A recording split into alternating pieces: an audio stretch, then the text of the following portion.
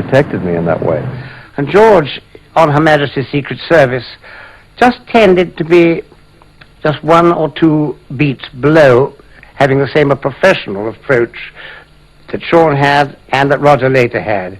I wouldn't say he was amateur, but he was certainly looked upon it more as a game than a serious profession, which indeed it is and always will be.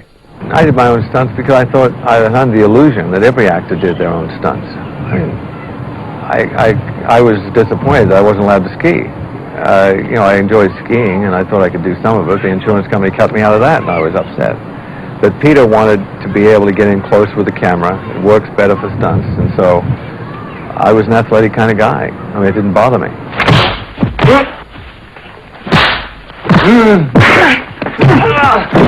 I remember I pulled my shoulder out of joint doing one of the stunts, and Peter, you know, said, he's tough, he's Australian, he can handle it, just keep going, you know, and I had to keep doing the same stunt over with my shoulder out. I don't think you could step into Connery's shoes, but I think he did a credible job as James Bond, and I think he would have gone on to have done more and was very, very good. Now, the reason I didn't do another Bond was, there's a lot more to it than this, but to cut it short, is that I thought it was Connery's gig. I thought, I'm already famous. Why try and stay in something that I felt that was finished? I thought it was over. You know, once Connery had finished it, and the times were changing. The whole hippie thing had started. And here was this conservative character, detective. And I thought, well, to stay with this, I'm going to go down with a sinking ship. And I left. All of these things happened, but the main thing that happened with us was the technicians. The people that worked with us are the best part of this whole campaign that we started. The boys that worked for us, from Ken Adam and Terrence Young, and all of these people were phenomenal. They were so phenomenal that after we completed Dr. No, and we went on to do the other films, Russia with Love, Goldfinger, they all hung about and stood with us because they enjoyed making them. You know, I stressed the team element certainly about these films, but I mean, Terrence was the director that set the sort of style of it, and I mean, when I did the first Bond films, Terrence really took me in hand and sort of knocked me into shape with his tailor and, you know, and the Tumbler Nassau shirts and all the gear. And but what we did share and still share to this day is a very mutual sense of humor about what we consider as kind of funny and what we think is style in a way. I don't know, we went into it having no idea what the hell we were really getting ourselves into. It was a fun picture. I don't think I've ever made a film where I've had more giggles all day long on the picture, because we didn't want to send it up. It had to be done straight, but with a slight tongue-in-cheek.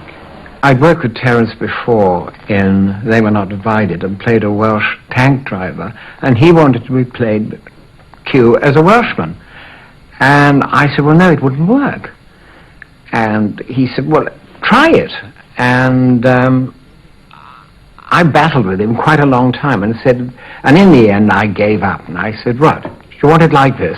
Now here is the original suitcase from Russia with Love. It's, as you can see, rather battered because it is nearly 30 years old. Well, I said, what, do you want me to play it like this? Look, this lovely briefcase I've got here. I just press the button and out comes a knife. And he said, no, no, you're quite right. So I have played him as an English civil servant ever since. You see, we had very little money. Everybody forgets this. Dr. No was made for $1 million. And when you think that the set of the volcano in You Only Live Twice cost $1 million, you can see how far, you know, we've come a long way, baby, you know.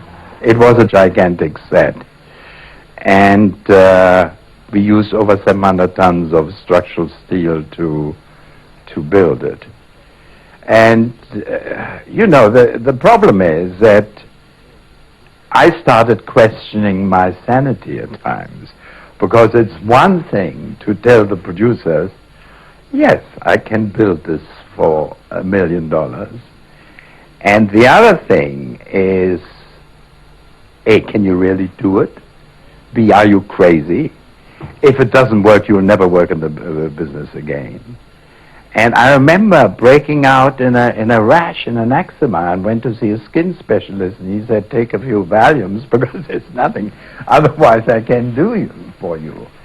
But it needed a lot of conviction, and I think courage, hopefully, and great backup. It was a very complimentary team, and the evidence that Ken Adams' contribution is so blatant. I mean, just progressively through the films as he made them, and the irony was that I think he insisted at one stage to be called the production designer instead of the art director, and he lost an Academy Award, I think.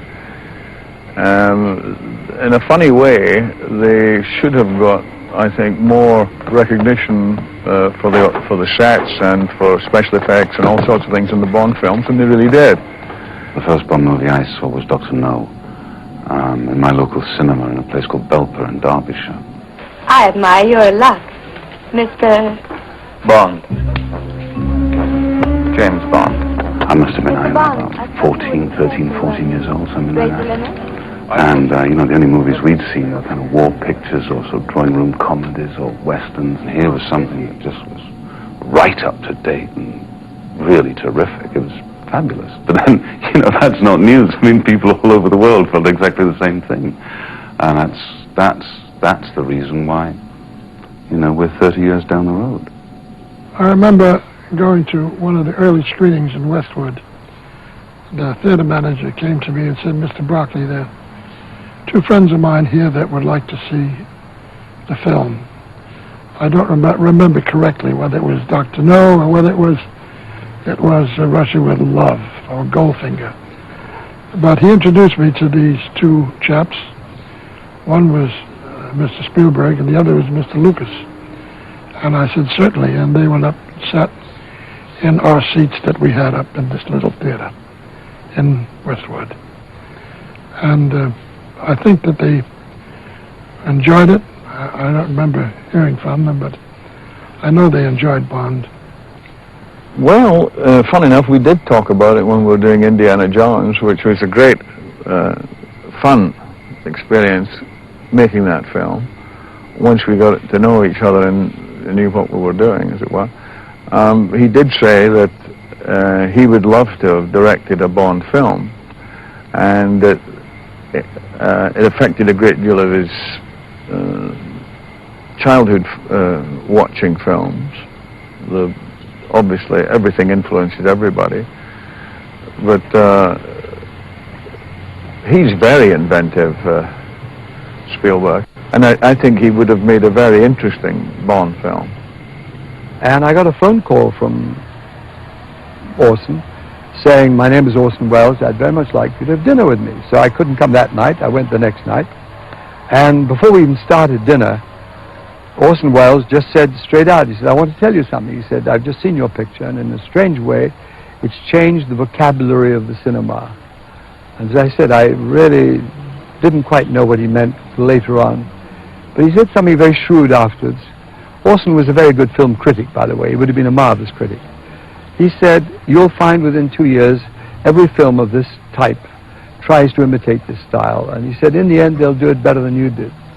So, he's probably right.